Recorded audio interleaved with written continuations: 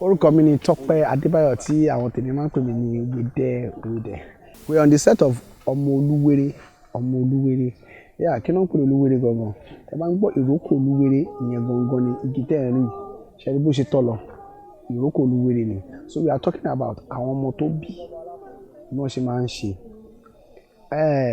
Igi ìrókò Olúwéré jẹ́ igi tó yẹ pé àdáyébá ni tó lágbára púpọ̀. A ti make a lot of research ká tó wá bíbáyìí nípa igi ìrókò Olúwéré àti àwọn tó ń gbé inú ẹ̀. World kan ó exist nínú Olúwéré. World yẹn là ń sọ̀rọ̀ pẹ̀. So ó yẹ kẹ́ ti mọ̀ láti bí nǹkan tí mo sọ pé story yẹn máa mad gan, ó máa bad gan, ó máa crazy gan. Ìrókò Olúwéré, Ọlọ́run ní jẹ́ kí èmi jẹ́ Olúwéré o. Ní gbogbo nǹkan láyé Ọlọ́run la gbà, Ọlọ́run ló borí ohun gbogbo.